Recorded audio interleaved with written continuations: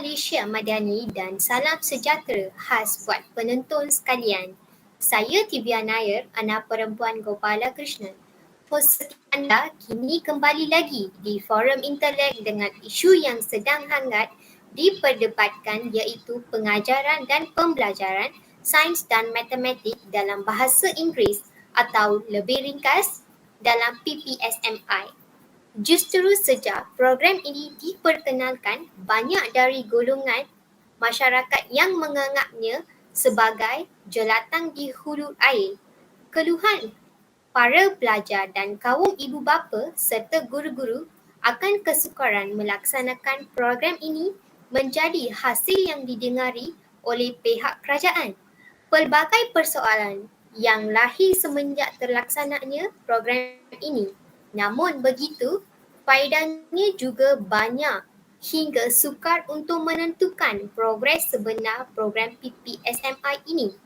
Bersama saya adalah Puan Tan Huizen yang merupakan Pegawai Kementerian Pelajaran Malaysia, Encik Muhammad Shakir Azwan bin Abdul Wahab, sastrawan yang telah memasyurkan nama negara dengan penulisannya yang mantap. Turut serta Encik Gabriel Chu Sing Wei, Editor Tinggi Dewan Bahasa Pustaka dan Encik Lim Jing, Penganalisa Kemajuan Sosioekonomi Negara. Begitu, kita mulakan forum ini dengan ajukan soalan pada Puan Tan Huizen. Bolehkah Puan terangkan tujuan pihak Kementerian Pelajaran adakan program PPSMI ini? Sudah pasti segala tindakan ini ada sebabnya. Program ini secara amnya bertujuan memahirkan para pelajar dalam penguasaan bahasa Inggeris, terutamanya dalam bidang sains dan teknologi. Kemajuan dalam bidang sains dan teknologi sudah sedia maklum oleh ramai pihak akan kepentingannya terhadap ekonomi dan keberadaan negara.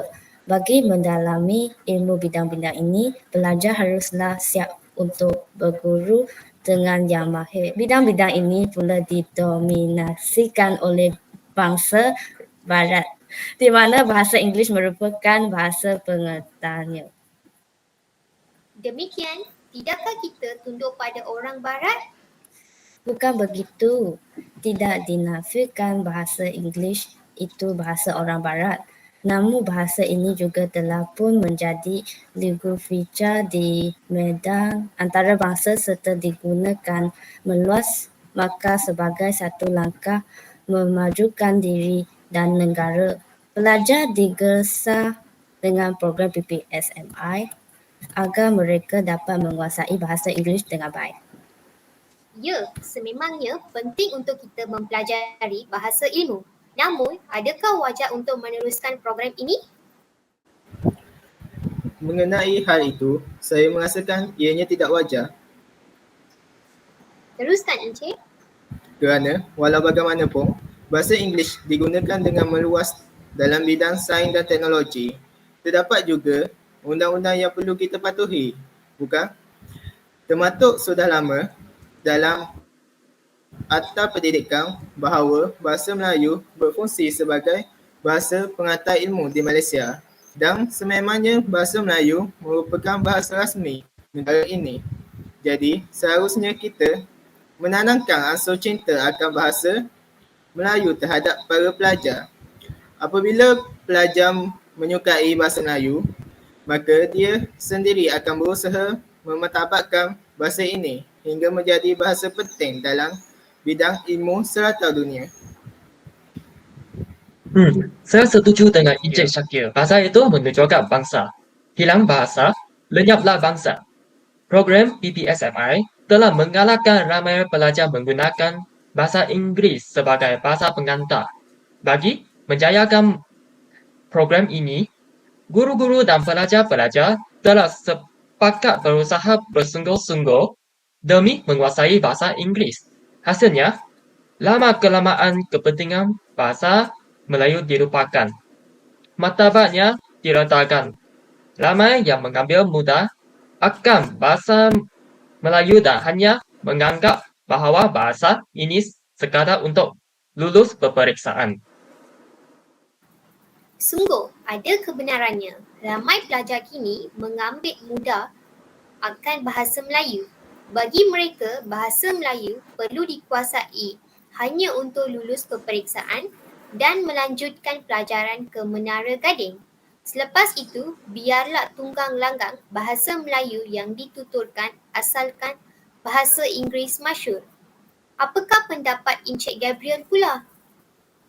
Saya ingin memberikan hormat kepada Encik Shakir dan Encik Lim Jin yang begitu cinta akan bahasa kebangsaan kita. Namun, saya merasakan kepentingan sesuatu perkara itu lebih perlu diutamakan. Maka, saya lebih menyokong pelaksanaan program PPSMI ini. Perlu dititik beratkan wawasan diri individu untuk berjaya dan maju.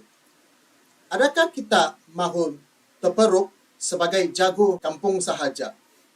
Tentu sahaja tidak. Malaysia perlu maju, kita perlu bangkit dan martabatkan negara hingga ke pesada dunia. Kita harus berjalan seiring, setaraf pada peringkat antarabangsa.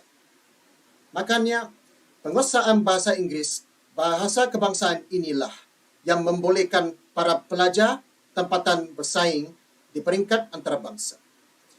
Penguasaan bahasa Inggeris akan memudahkan lagi urusan sama ada dari segi politik ataupun perdandangan untuk dilakukan. Komunikasi yang berkesan akan melicinkan pentadbiran dan mendapat mencapai kata sepakat dengan mudah. Tanpa penguasaan, bahasa Inggeris adalah sukar bagi seseorang untuk menggalaktisasikan teknologi terkini.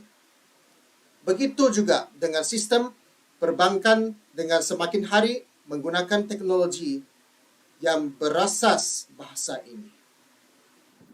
Teknologi sains dan maklumat disediakan dalam pelbagai rangkaian luas. Namun, ianya diolah dalam bahasa Inggeris. Pelajar perlu memahami bahasa Inggeris untuk maju dalam bidang ini.